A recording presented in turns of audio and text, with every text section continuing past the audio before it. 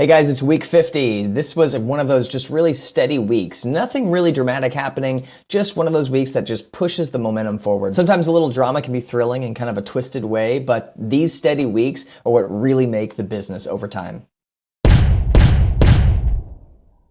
First up is an MRR update. Right now we are at $257 in MRR, so this is really great. And a reminder, I'm always talking in net MRR. So whenever you take in cash from your customers, you got new revenue, new subscriptions coming in, we subtract out anybody that month who has canceled. That's how we get to the net MRR, because this is the amount of money we're going to be making on a recurring basis. So anybody who's canceled, we don't count that. Got 329 users on the system and 42 of them are customers. So that's a 13% conversion rate from the free trial, which is really great. And then 21% of those customers are yearly customers. So I'm really proud of that. Every week I try to help out other founders as I connect with them. I belong to this Slack group called MicroConf Connect. I also try to reach out on Twitter or email, and I take calls every once in a while from other founders. And from the interactions this week, it brought up some notes I just wanted to kind of go over just in general about being a founder and some questions that came up. One is, notice how I did not put a timeline on my journey. So from the very first video, if you go back to my day zero video,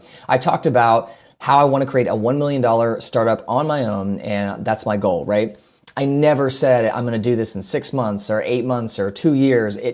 I never put a timeline on it, and that's because you don't control the timeline. You control the energy, the passion, the excitement, the product, the validation, the customer interactions, all that stuff you control. You do not control the timeline. You don't know how long it's going to take to find all these things that need to come together before you can make that delicious stew that is your successful product. Another question I got was about per user pricing and why I want to move to that. It allows organizations to grow with my service. So the more that an organization uses my service, the more people that get involved, the more value that organization's getting out of that service, and the more money that I'm making. So I want to linearly grow with my customer success. Per user pricing is just one of the best ways to capture that kind of value. I saw some really slick products this week from founders who are working really, really hard.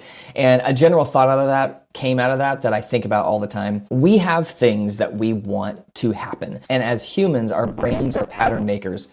If left unchecked, our brains are going to slightly misinterpret stimuli to make it seem like what we want to happen is actually happening. And it's a good reminder that adrenaline, excitement, passion are absolutely a necessary ingredient in any founder's journey, but just as much is an honest interpretation of reality. A founder's world is full of decisions, and each one can take you on a 4 to 6 week detour. Without a good read of the facts on the ground, you're going to miss crucial clues that guide you away from these fruitless pursuits and towards things that are going to actually move the needle. That being said, if you are a first-time founder, my advice is to not sweat that at all. Go ahead and take every chance and every opportunity that comes your way. Just do it with eyes wide open so you can learn as much as you can from that, and you can build up that founder intuition. This week I took a call with a customer on Zoom, and it reminded me that when you're much further along on the journey, much more successful, it's tempted to not take calls with customers. There's a fear that you're going to be taking them all the time and your calendar's going to fill up. And in my experience, direct requests for a call don't come up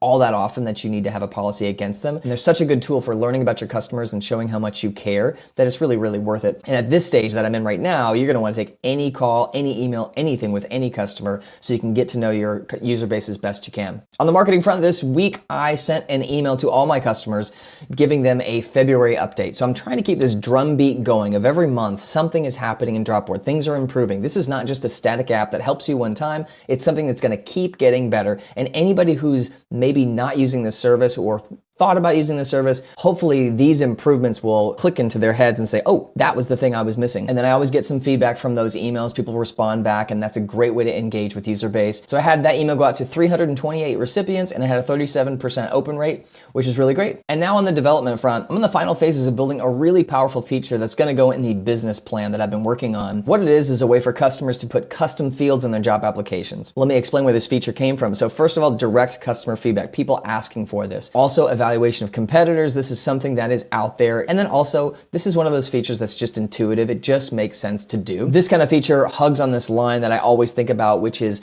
trying to do a feature that customizes things too much for customers. And you got to be really careful with that because you want your app to just be opinionated and work for everybody. But sometimes you need people's process to fit with that app. And this is a great example of how this feature, which does allow a lot of customization, is actually a really necessary feature and very, very tight into the product. It's not going to create a situation circa 1990s 8 app with buttons and labels everywhere. I think we're avoiding falling in that trap with this feature. So what are the benefits of this feature? It's going to improve the funnel of qualified candidates because they're going to have to answer these questions. It's going to give the hiring managers more informed decisions on evaluating candidates. And it's also going to be really great later as I build workflows for the hiring process based on these custom fields. And on a related note, Wix has told me that I cannot use automation triggers in a higher priced plan. It has to be available to all my users. That was part of my business plan idea, major feature in there since it's such a powerful feature. I'm gonna have to give that to everybody, which is fine. It makes my business plan have one less feature in it, but at launch time, I feel like my business plan is gonna have a lot of good value in it,